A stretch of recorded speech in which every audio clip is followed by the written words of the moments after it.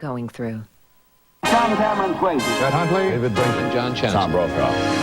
Zarqawi has been killed, Iraq's most wanted terrorist, killed in a U.S. airstrike. Tonight, how he was found, how the operation was carried out, and how the world is reacting. The president calls the death a severe blow, but warns the insurgency will go on.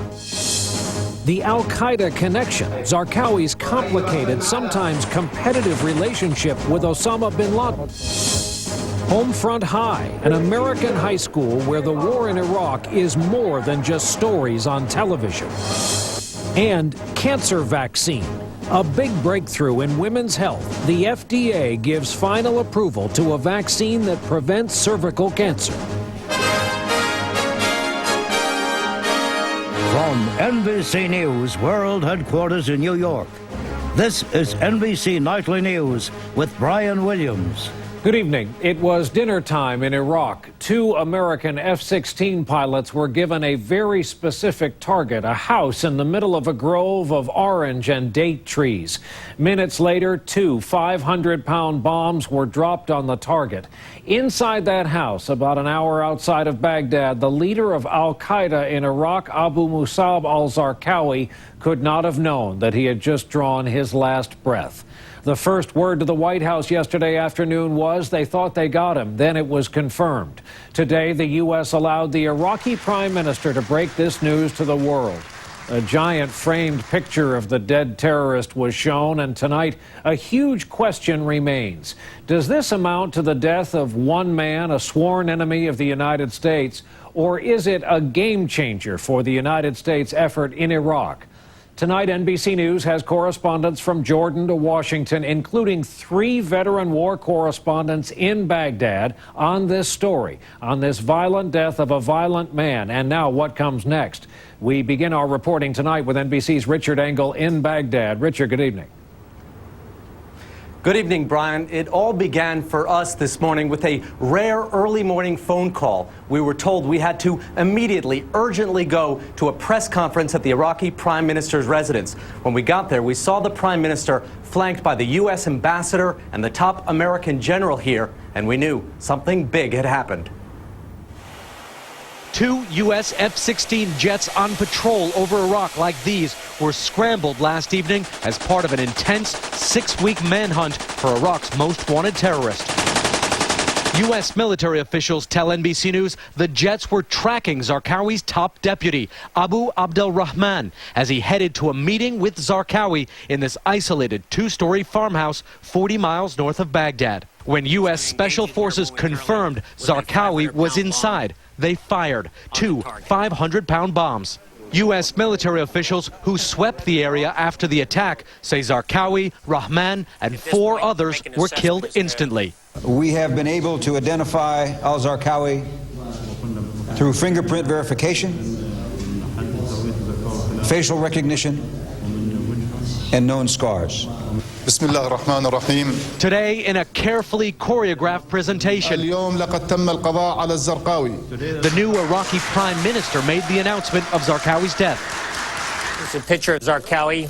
The U.S. military then displayed photographs of Zarqawi taken after blood and dirt were wiped off his face to make him recognizable. Zarqawi, known for disguising his appearance, had eluded capture several times, despite a $25 million bounty on his head.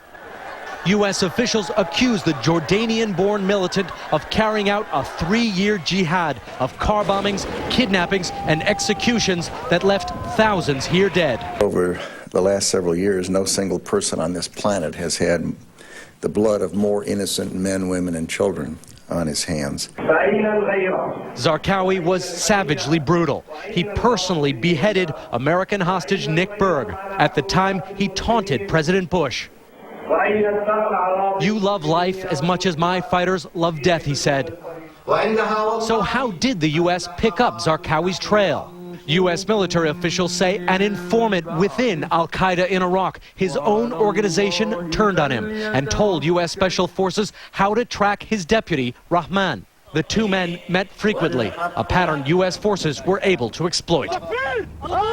U.S. officials say they found a treasure trove of intelligence at Zarqawi's safe house, which they have already used to launch at least 17 raids against Al-Qaeda militants in and around Baghdad. Brian? Thanks, Richard, for your reporting on the story all day long. Richard Engel in Baghdad tonight. Now to the big question of how Zarqawi's death will affect the overall insurgency in Iraq.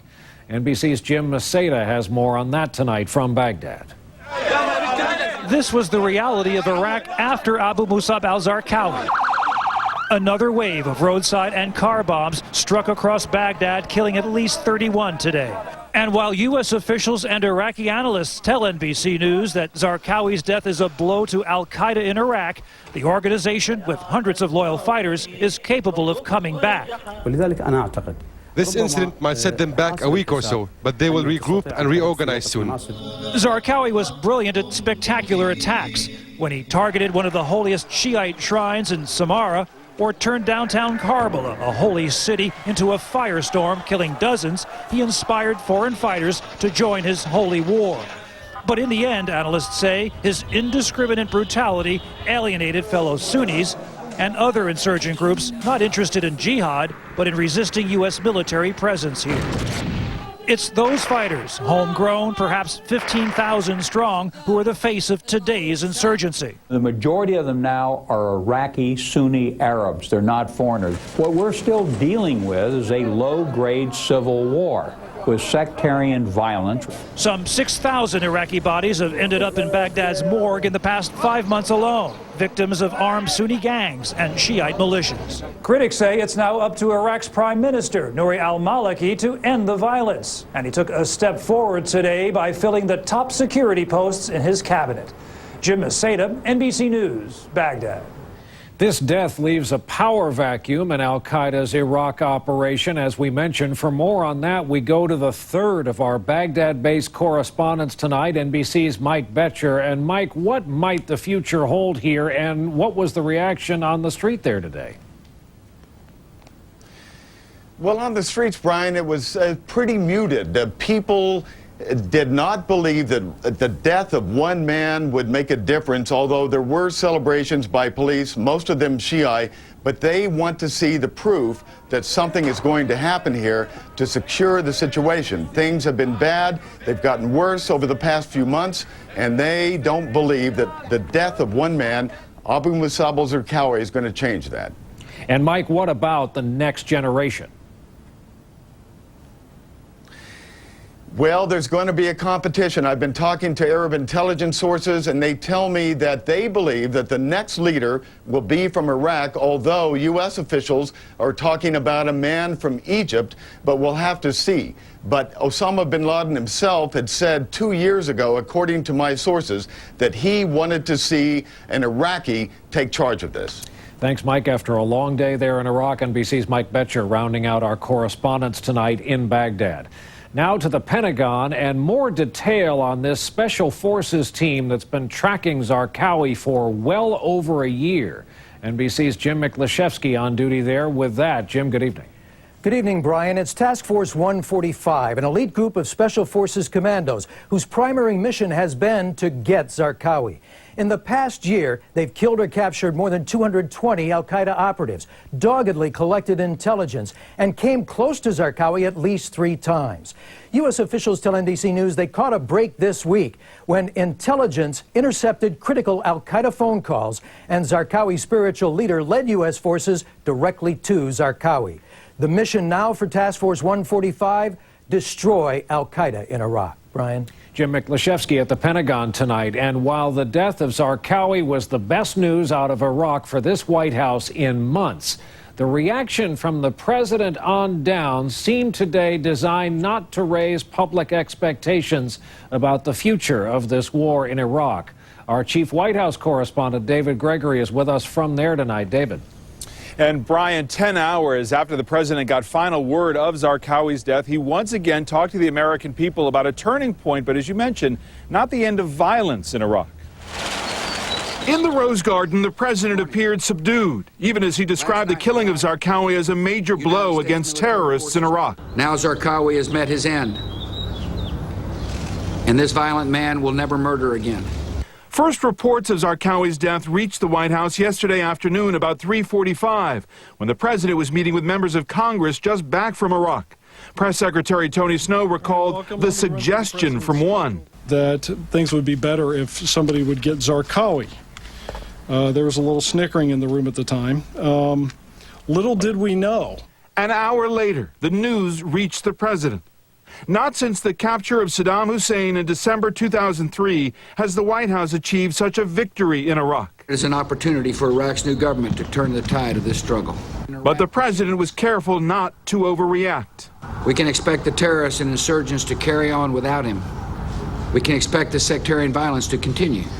With today's news and news that the Iraqi government is now complete with the selection of some key security ministers, the president said today that next week he will convene his war cabinet at Camp David and discuss the way forward now in the war. Brian? Thanks, David. David Gregory in the White House lawn tonight. And now to the handling of this news by the White House and the politics of all this, after all.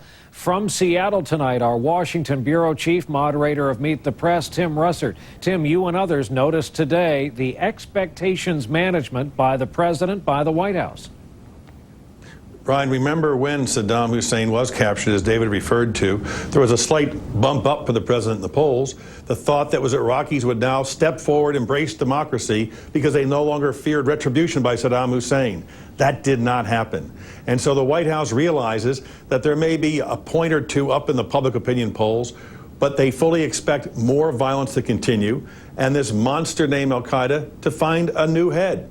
Secondly, Brian, we did not hear the president talk about mission accomplished or bring it on. He realizes this is going to be a long and difficult process. The best the president can do is buy some patience, buy some time from the American people, so that in a month or 2 months or 3 months, sometime before the midterm elections, the Iraqis have trained enough troops to secure the country and bring some American troops home. They realize that, and only that, will have a real political effect here in the United States. Tim Russert with us tonight from Seattle. Tim, thank you for that. And while most of the civilized world saw Zarqawi as a grassroots terrorist mastermind, his supporters today praised him as a martyr. And in the Jordanian town he called home, his family mourned him as a hero. NBC News correspondent Martin Fletcher is there. Zarqawi's family said they knew that sooner or later he'd be killed. Tonight, at the family home in the town of Zarqa, the mourning began. Police barred the press from town, fearing the anger of the Zarqawi tribe. But we got through anyway, and Zarqawi's younger brother didn't object. The sign here says, "The wedding of the martyr." For the people here, Zarqawi is a hero.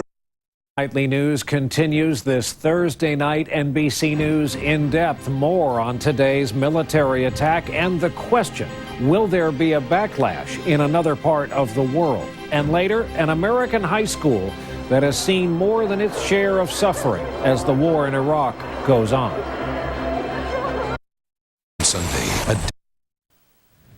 We're back. Our coverage continues with NBC News in depth tonight. With the death of Abu Musab al-Zarqawi, attention focuses once again on Osama bin Laden, his relationship with al-Zarqawi, and what happens to Al-Qaeda now. One of the questions being asked is, what impact is al-Zarqawi's death? What will it have on Al-Qaeda's global terror ambitions? More from NBC News Chief Foreign Affairs Correspondent Andrea Mitchell. In the end, military affairs officials confirmed to us a Predator drone, an unmanned spy plane, helped track Zarqawi for the last days of his life until today's hit. We'll take another break here. When NBC Nightly News continues in a moment, the other major story of this day, it has to do with women's health, a vaccine for cervical cancer. What many are calling a triumph in science and medicine and a huge turning point in women's health. A vaccine to prevent cervical cancer was approved for use today by the FDA. With us tonight, NBC News Chief Science Correspondent Robert Pizzell. Bob, set the stakes for us first. Well, cervical cancer has been reduced substantially in the United States because of the Pap test. But in this country, there's still 11,000 cases a year. with the story tonight.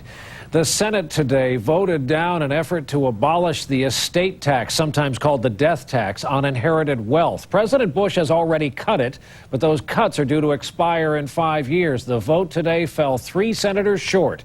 Majority Leader Frist, who calls the tax unfair, says the Senate will vote on it again this year. Democrats said they'll oppose it again as a budget-busting giveaway to the wealthiest Americans. On Wall Street today, stocks plunged early in the day. The Dow was down more than 174 at midday. Then the buyers stepped in. The markets finished narrowly mixed. Blue chips ended the day up just under 8.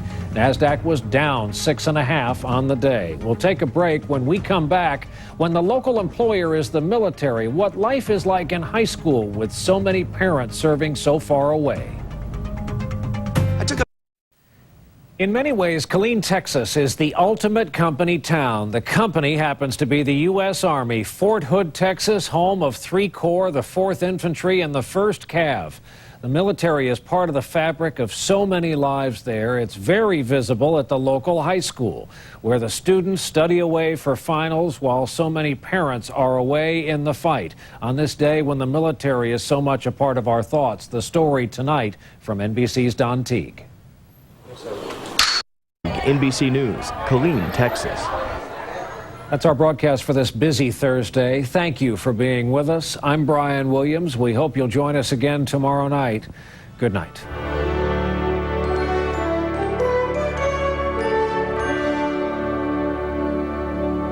Next, people's